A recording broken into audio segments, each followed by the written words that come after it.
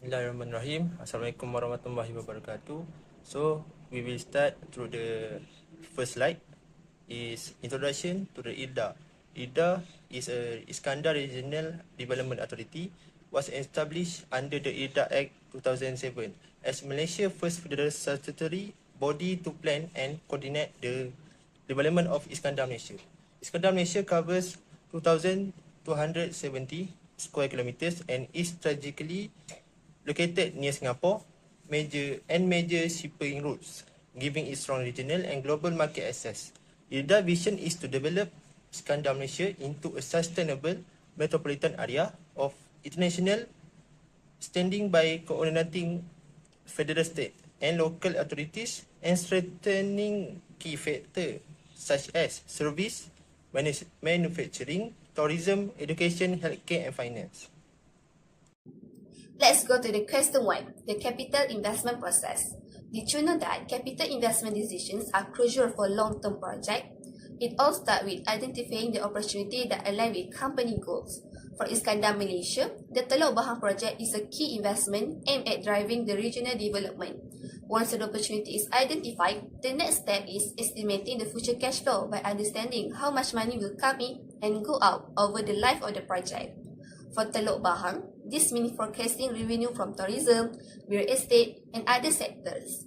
Then, projects are evaluated using tools like net present value or CR to determine if they are worthy to invest in or not. If the NPV is positive, it indicates a profitable project. However, with limited funds, IRDA must prioritize projects that promise the highest return. In Iskandar Malaysia case, the Teluk Bahang project is carefully chosen based on a proper assessment, ensuring it aligns with long-term goals. Moving on to the question 2, the scenario and sensitivity analysis. Now, when making these decisions, scenario and sensitivity analysis are essential. Scenario analysis look at how a project might perform under different conditions, such as the base case, worst case, and the best case. For the Teluk Bahang project, this could mean looking at how the project performs with a normal market condition, low demand, and a high growth. On the other hand, sensitivity analysis focus on how one specific factor, such as NPV, can impact the project profitability. By combining both analyses, IRDA can better understand the risk and make more informed, confident about which project to move forward with. And now for question 3, we calculate the operating cash flow or OCF for the base case. First, the information is unit sales are 1,000 units, selling price is 5,000 ringgit per unit, variable cost is 3,000 ringgit, and fixed cost is 400,000 ringgit. The initial investment is 1.5 million ringgit, depreciated evenly over 10 years, giving annual depreciation of 150,000 ringgit, and the tax rate is 35%. Next, we apply the OCF formula.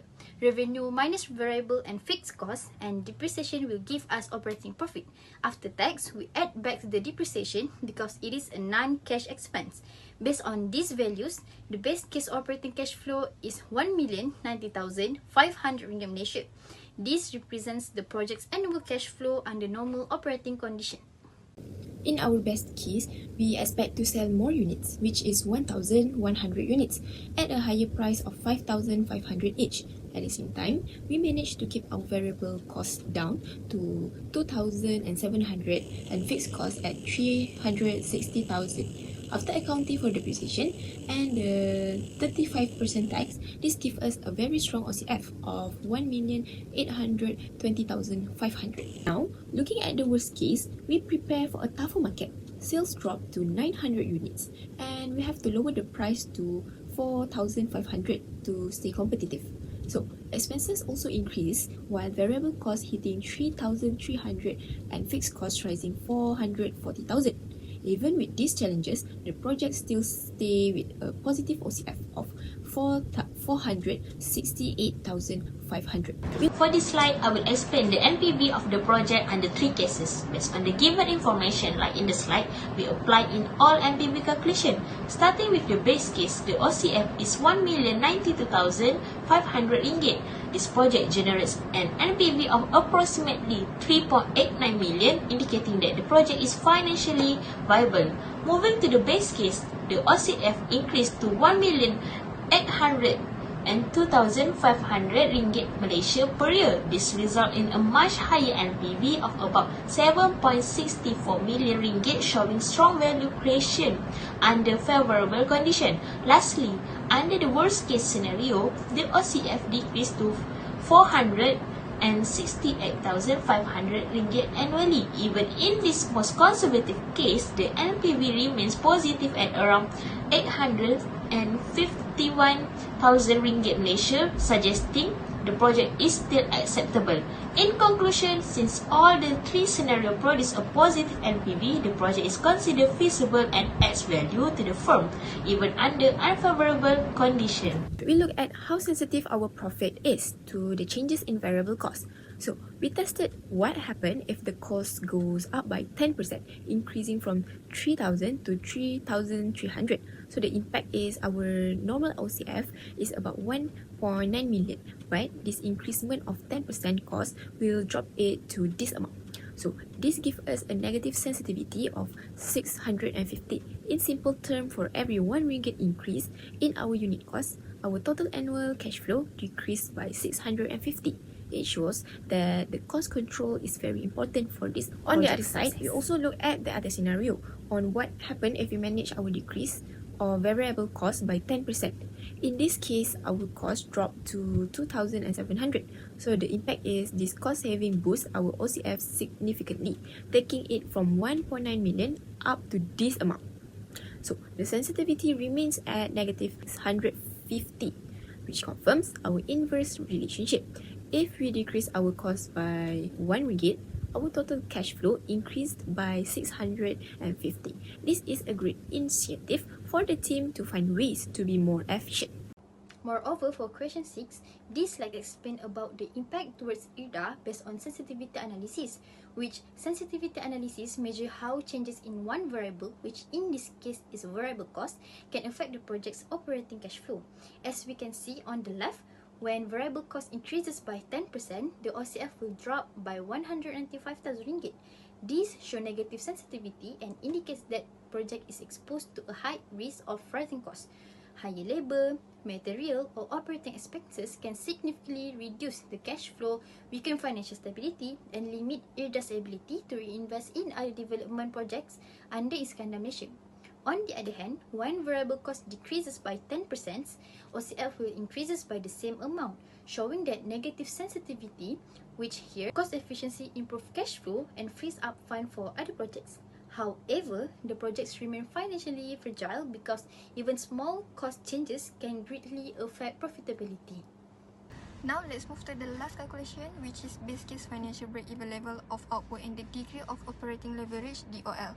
The purpose of this calculation is to evaluate the operating risk of Telok Bahang project. At first, we determine the operating cash flow when NPV equals to 0. Based on the calculation, the required operating cash flow is approximately 303,376 ringgit per year. Using this operating cash flow, we then calculate the financial break-even level, and the result shows that the project needs to sell approximately 393 units per year to cover its fixed operating costs and depreciation. And lastly, we calculate the DOL, where the DOL is 2.32 times, which means that a 1% change in sale will lead to a 2.32% change in operating cash flow. And overall, the result indicates that the project has a relatively low break-even level and moderate degree of operating leverage, suggesting that the project is stable and financially feasible. I will continue for the recommendation part. One key principle we learned in FIN537 is that a project should only be accepted if it creates value, and the clearest indicator of that is a positive NPV. Based on our analysis in question 5, the Telok Bahang project delivers positive NPV in all three cases. In the base case, the project already generates enough operating cash flow to assist the initial investment of 1.5 million ringgit, which show it viable under normal condition. What makes this project attractive is that is the base case. The NPV increase significantly, highlighting strong growth potential if market conditions improve. More importantly, even the worst case scenario, the NPV remain positive. This suggests the product has a good margin of safety. Therefore, in line with FIN537 capital budgeting rules, IRDA should proceed with the Teluk Bahang project as it is expected to add a long-term value to the organisation. Another recommendation for IRDA is due to its strong operating performance and manageable operating risk. So according to the OCF, financial break-even level and DOL, it indicates that the low break-even level of 393 units provide a high margin and safety and low operating risk. In addition, the DOL of 2.32 times also reflect the manageable operating risk. Last but not least, the positive and stable OCF indicates the strong operating capability to cover the operating cost and depreciation.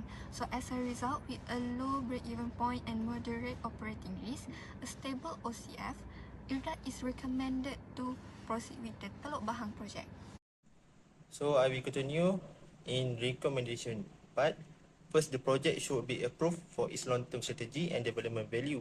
It generates positive operating cash flow of RM175,000 annually, even under adverse condition, ensuring it can over cost and remain operational. The project also has a high margin of safety, with break-even sales at 7,500 units, which is well below the expected sales of 10,000 units, reducing demand risk. However, cost control is important as the project is cost sensitive. A RM1 Malaysia increase in variable cost will reduce operating cash flow by RM650 Malaysia, showing exposure to cost risk. Finally, although the 1.5 million investment has opportunity cost, the Teluk Bahang project is financially viable, resilient to risk, and aligned with IRDA long-term development goals. Finally, for the conclusion, the Teluk Bahang project is a long-term development by IRDA with an initial investment of RM1.5 million over 10 years, using a 15% required rate of return. Capital budgeting results show the project is financially viable. The project record a positive NPV in all scenarios. For the first is RM3.98 million in the best case. Second, RM0.85 million in the worst case, and RM7.64 million in the best case.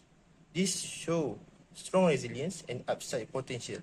The financial break-even point is low at 393 units, providing a large margin of safety. Overall, the Teluk Bahang project is financially sound and strategically important with proper control of cost and sales performance. The project is recommended to proceed and is expected to support IRDA long-term development goals.